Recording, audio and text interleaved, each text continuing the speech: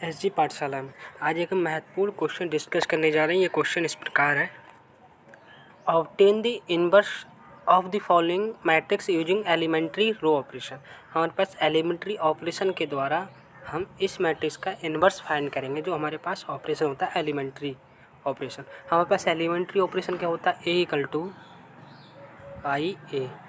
जब आई ए हो गया, हम इसका जैसे ही इनवर्स फाइंड करेंगे तो हमारे पास जो ये वाला जो चेंज है, ए वाला जो इसमें इनवर्स बदल जाएगा, वो हमारे पास चेंज हो जाएगा। ये हमारे पास ए इक्वल टू आई है। अब इसको हम इस तरीके से अरेंज करेंगे, जो हमारे पास आइडेंटिटी मैट्रिक्स है इसकी जगह हमारे पास, और जो ए वाली मैट्रिक्स है वो ए ऐसा ही रहे, और जो इसकी जगह जो मैट्रिक्स है उसका हमारे पास इनवर्स प्राप्त हो जाए, और इसकी जगह हमारे पास आई प्राप्त हो जाए। I equal to A inverse ए।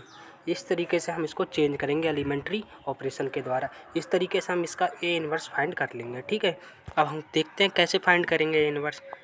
तो हमको जानते हैं, क्योंकि इसमें जो हमने ए इक्वल टू आई ए, हमारे पास 3x3 की मैट्रिक्स है, तो हम ए इक्वल टू आई, ये ए है और ये हमारे पास आई है और ए है, ए इक्वल टू ए आई है। तो हमको ऐसा ऑपरेशन लगाना पड़ेगा, क्योंकि हमको यहाँ पे आइडेंटिटी मैट्रिक्स बनानी है, यहाँ पे इनवर्स इसका निकालना है।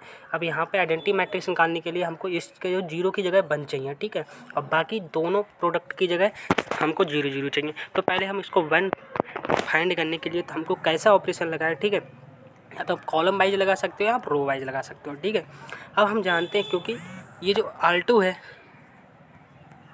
जो R2 है हमारे पास, R2 में हमारे पास 1 गिवन है। ठीक है, तो हम जो R2 को हम इंटरचेंज कर देंगे R1 से। जैसे ही हम R1 से इंटरचेंज करेंगे R2 से, तो हम R1 को इंटरचेंज करेंगे R2 से। जो सेकंड R2 रो है वो R1 में चली जाएगी, R1 रो है R2 में चली जाएगी। इस प्रकार हमने इन दोनों को इंटरचेंज कर दिया। इस तरीके से जब हमने इंटरचेंज कर दिया तो इस वाले में भी इंटरचेंज होगा, तो ये वाली ऊपर चली जाएगी, नीचे वाली ऊपर चलेगी। इस तरीके से हमारे पास इंटरचेंज हो गया। अब हम जानते हैं यहाँ पे हमको 0 बनाना है, 2 की जगह 0, 3 की जगह 0, इस जगह के 0 बनाना है, इस जगह भी 0 बनाना है। इस तरीके हमको 0 बनाने के लिए अब नीचे वाला को 0 बनाना है। ठीक है, तो हम ऐसी कंडीशन अप्लाई करेंगे, जैसे हम अब यहाँ पे हमारे पास क्या है, R1, यहाँ पे जो R3 माइनस 3R1, क्योंकि हमको नीचे वाले में भी 0 बनाना है, इस जगह भी 0 बनाना है, इस जगह भी, याद इस जगह भी 0 बनाना है, इस जगह भी 0 बनाना है। ठीक है, वहाँ पे बनना है। अब पहले हम नीचे वाले को 0 बना लेते हैं। ठीक है, जब हम R3 माइनस 3R1 करेंगे तो ये वाला 0 हो जाएगा, ये वाला 0 हो जाएगा। ठीक है, अब R3 माइनस, यहाँ पर हमारे पास क्या है, 1 माइनस का 3 मतलब 6 हो गया, तो यहाँ पर माइनस का 5 हो गया। ठीक है, यहाँ पर 1 है, 1 माइनस का, तो हमारे पास 3 3 9 हो गया, तो ये माइनस का 8 हो गया। इस तरीके से ही हमारे पास माइनस का 8 हो गया। अब इस तरीके से यहाँ पे भी हम इस तरीके से रो ऑपरेशन लगा देंगे। ठीक है, इस तरीके से हमारा रो ऑपरेशन लग गया। अब यहाँ पे 0 0 हो गया। अब ऊपर वाले प्रोडक्ट में अगर 0 बनाना है, ठीक है, तो हमको R1 माइनस 2R1, ठीक है, R1 माइनस 2R1 कर देंगे, तो इस तरीके से 2 की जगह 0 हो जाएगा। जब 2 की जगह 0 हो गया, क्योंकि हमारे पास R1 माइनस 2R1 है, तो यह 2 माइनस यहाँ पर 3 की जगह क्या आएगा, R2 हमारे पास 2 है और 3 हमारे पास 2R1 है, तो 3 दूनी 6। ठीक है,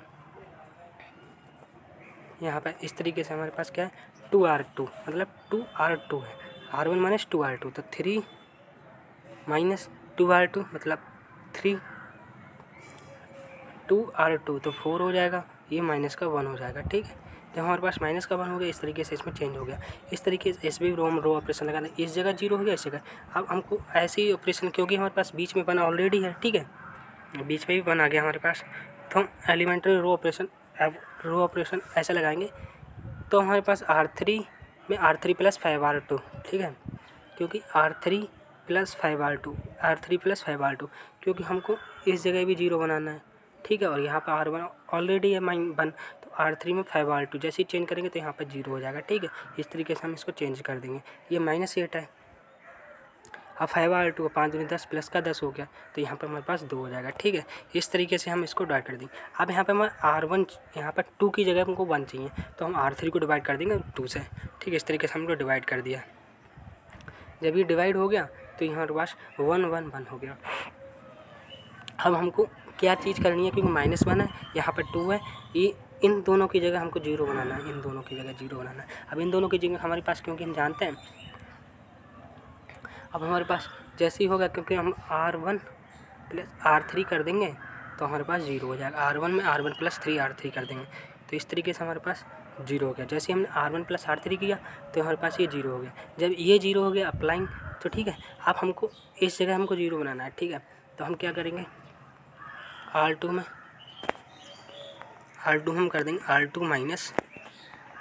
2R3।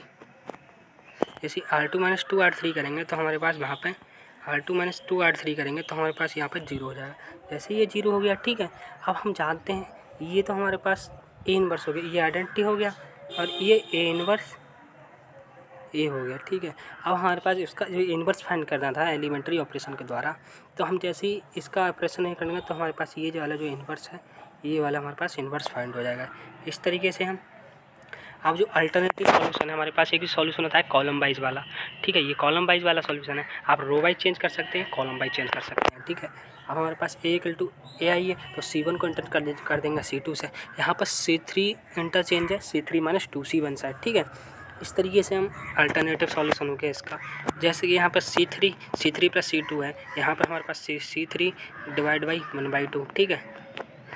इस तरीके से हम C1 - 2C2 कर देंगे। यहाँ पर C1 + 5 3 कर देंगे। यहाँ पर C2 - 3C3 कर देंगे।